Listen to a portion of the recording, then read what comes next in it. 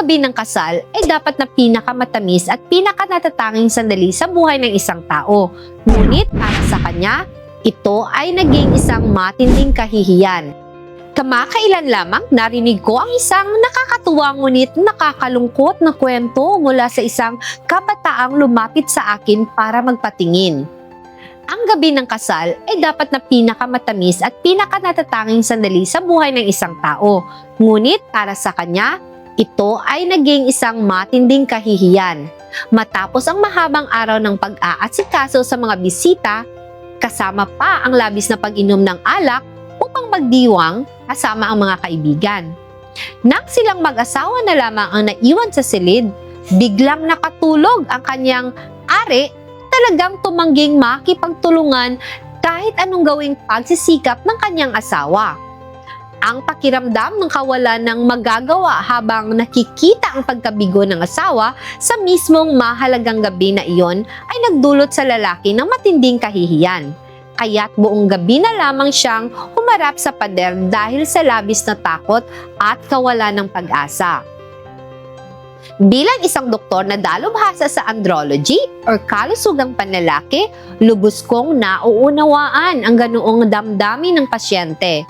Sa modernong pamumuhay, ang stress, ang masamang epekto ng alak, at ang labis na pagkapagod ang mga tahimik na namamamatay tao na nagpapabagsak sa kakayahan ng lalaki sa mga pinakamahalagang sandali.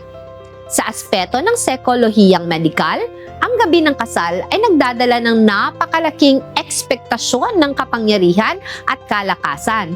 Kapag ang isang lalaki ay nabigo sa unang laban pa lamang, lumilikha ito ng isang matinding psikolohikal na trauma. Ang pakiramdam na magkaroon ng problema sa unang gabi ay hindi lamang kabiguan sa pisikal na aspeto, kundi takot din para sa pangmatagalang kakayahan.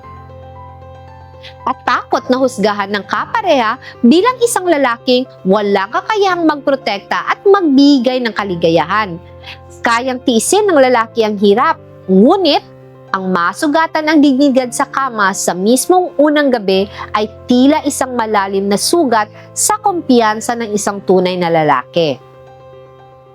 At sa aspeto ng klinikal na pesyolohiya, kailangan ninyong tanggapin ang katotohanan ng ating katawan ay hindi makina. Kapag nagpasok ng labis na alkohol sa katawan at labis na nagtatrabaho, ang central nervous system at ang sistema ng sirkulasyon ng dugo ay hihinto na nagiging sanhi upang ang endocrine signals mula sa utak ay hindi na makakababa ng maayos sa ibaba.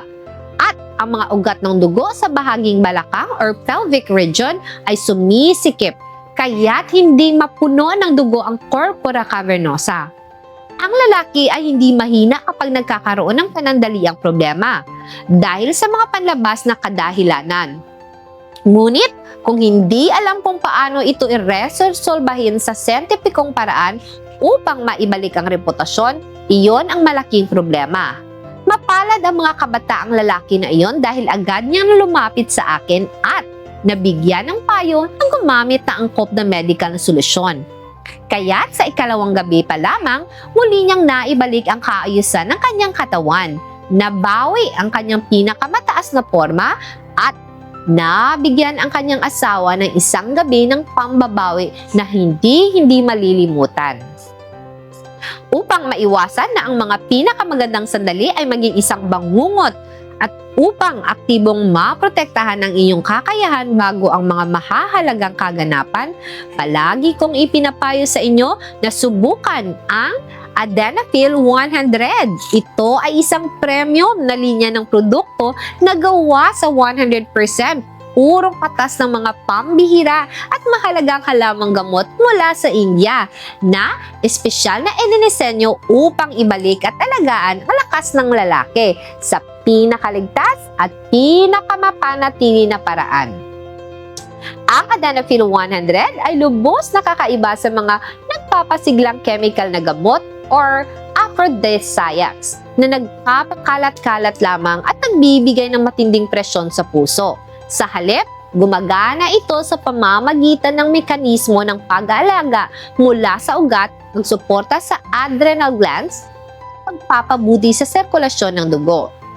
Pagsusuporta sa kakayang tumigas ng matagal at matatag na tumutulong sa inyo na pamunuan ang kikipagtalik ng higit sa 30 minuto ng may buong dangal at kumpiyansa.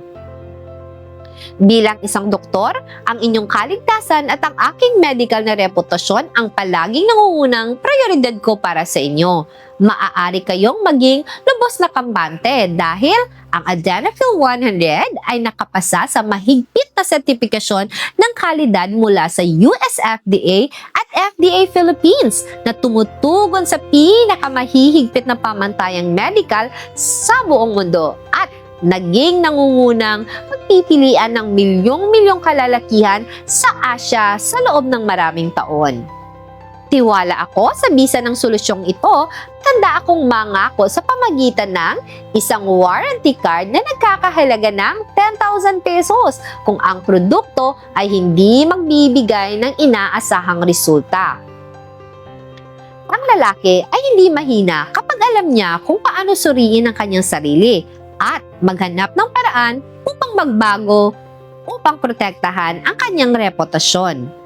Kung nais ninyong makatanggap ng malalim na konsultasyon para sa inyong kondisyon o nais ihanda ang pinaka-perpektong forma para sa mga mahahalagang kaganapan sa inyong buhay, magpadala lamang ng mensahe sa akin ngayon upang makatanggap ng suporta ng ganap na kompetensyal at pribado. Huwag nang ipagpaliban. Kumilos ngayon.